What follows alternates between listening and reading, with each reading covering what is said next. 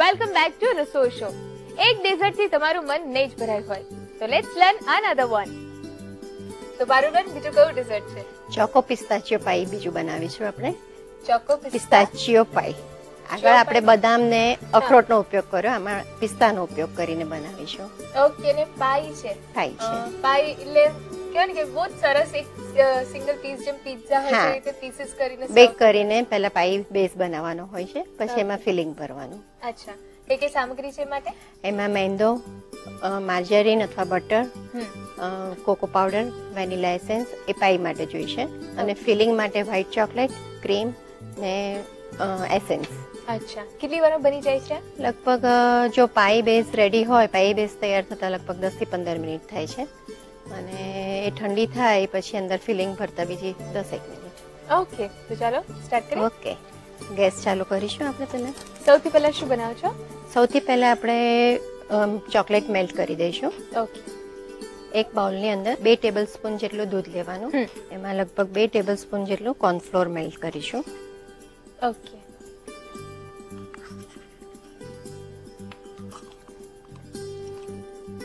અને લગભગ 60 ગ્રામ જેટલી વ્હાઇટ ચોકલેટ છે. અચ્છા, એને આપણે અંદર એડ કરીશું.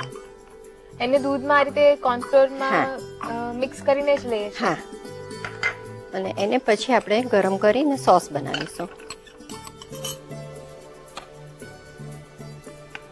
તમે કોર્નફ્લોર લીધો છે ને પછી ચોકલેટ મેલ્ટ કરો છો, તો એનું રીઝન શું છે? એની થિકનેસ માટે, બાઇન્ડિંગ માટે. ઓકે, બસ જો આ સરસ રીતે મેલ્ટ થઈ ગયું છે. હવે ગેસ ઓફ કરી દઈશું અને એને એક નાના બાઉલમાં શિફ્ટ કરી દઈશું.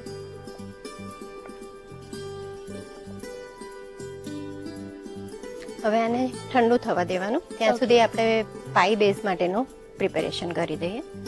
એક બાઉલમાં 100 ગ્રામ મેંદો લેવાનો, 50 ગ્રામ માર્જરીન અથવા બટર.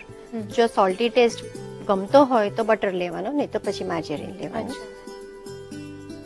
2 ટેબલસ્પૂન કોકો પાવડર લઈશું ને થોડું વેનીલા એસેન્સ. પહેલા આને મિક્સ કરી દેવાનું. હવે આની અંદર આપણે 2 થી 3 ટેબલસ્પૂન દળેલી ખાંડ ઉમેરીશું. ઓકે,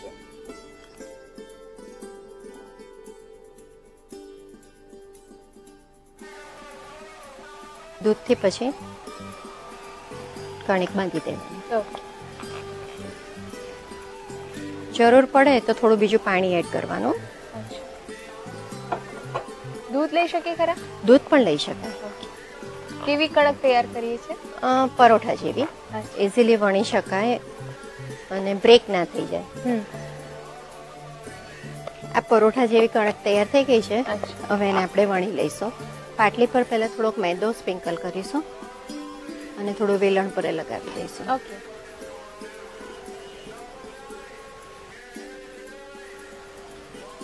પાઈ ડીશનું જે માપ હોય એ પ્રમાણે આપણે રોટલો તૈયાર કરવાનો, એ સાઈઝનો. એકદમ સ્મૂથલી તમે વળી રહ્યા છો, કોઈ ડિફિકલ્ટી જેવું લાગતું નથી. ના, ઇઝીલી વણાય છે. જો કણક પ્રોપર હશે તો બિલકુલ વાંધો નહીં આવે. મીડિયમ થિકનેસ રાખી છે. મીડિયમ થિકનેસ રાખવાની. બહુ પતલું કરીશું તો ખાવા જતા તૂટી જશે. ઓકે, આપણે લૂઝ બોટમ પાઈ છે, ડીશ છે, એની પર આપણે રોટલો પાથરી દેવાનો.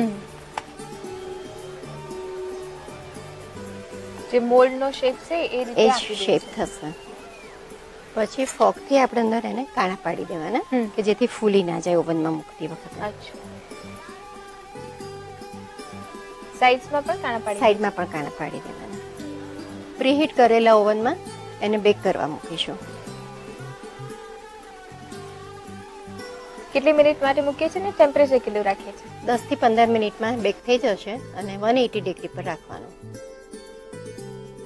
આ બેક થઈ ગયા પછી એને કાઢી લેવાનું અને લૂઝ બોટમ પાઈ ડીશ છે એટલે આરામથી એકદમ અનમોલ્ડ થઈ જશે. ઊંચું કરીશું એટલે એકદમ અનમોલ્ડ થઈ જશે. એને એક પ્લેટમાં કાઢી ને થોડી વાર ઠંડુ થવા દેવાનું, એકદમ રૂમ ટેમ્પરેચર પર આવવા દેવાનું. ત્યાં સુધીમાં આપણે એનું ફિલિંગ તૈયાર કરી દઈએ.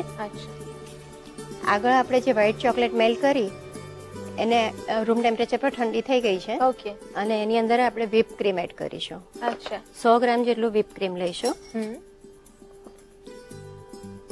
whip cream છે એટલે અંદર આઈસિંગ સુગર પણ હશે? હા, હવે જો અંદર મેં આમાં whip કરતી વખતે સુગર એડ કરી દીધી છે. ઓકે. ને નહીતર આપણે જે ચોકલેટ મેલ્ટ કરીએ એની અંદર પણ નાખી શકાય.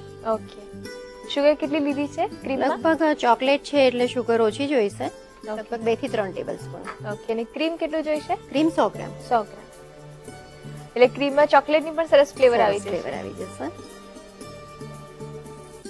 બસ આ રીતે રેડી થઈ જાય એટલે એને એમાં પોર કરી દઈશું. ઓકે.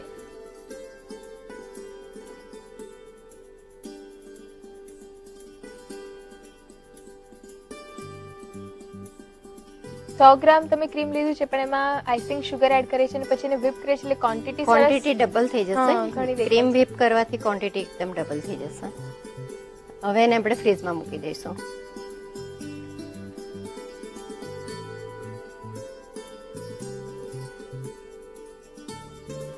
એને ફ્રીજમાં શા માટે મૂકીએ છીએ અને મૂકીએ છીએ તો કેટલા સમય માટે મૂકીએ છીએ? એને સેટ કરવા માટે લગભગ 10 થી 15 મિનિટમાં એ વ્હાઈટ ચોકલેટ છે એટલે સેટ થઈ જ જશે. ઓકે. આ આપણે સેટ થઈ ગયું છે. એને હવે ગાર્નિશ કરીશું પિસ્તાથી, whip ક્રીમથી. અચ્છા. અને કીવીથી. ઓકે. અત્યારે પિસ્તાની કતરણ લઈએ છીએ. પિસ્તાની કેટલી લઈએ છીએ પિસ્તાની કતરણ? લગભગ 15-20 ગ્રામ જેટલું. ઓકે. પિસ્તા પાથરી દીધા પછી એના પર આપણે કોઈ પણ ફ્રૂટ પણ પાથરી શકાય. ઓકે. એપલ પણ લઈ શકાય, કીવી લઈ શકાય, જે લેવું હોય. અત્યારે આપણે કીવી લઈએ છીએ. રાઉન્ડ કટ કરીને હાફ કરેલું છે. કેટલા કીવી જોઈશે આમાં? 1 કીવી. ઓકે. હવે આ whip કરેલું ક્રીમ છે એનાથી આપણે થોડું ડેકોરેશન કરીશું. હવે જે આ કીવી છે એને જેલથી થોડું ગાર્નિશ કરી દઈશું. અચ્છા. એ કયું જેલ આવે છે? એ આના માટેનું જેલ જ આવે છે કે જેથી ફ્રૂટ કાળું ના પડી જાય અને શાઇન આવી જાય. અચ્છા.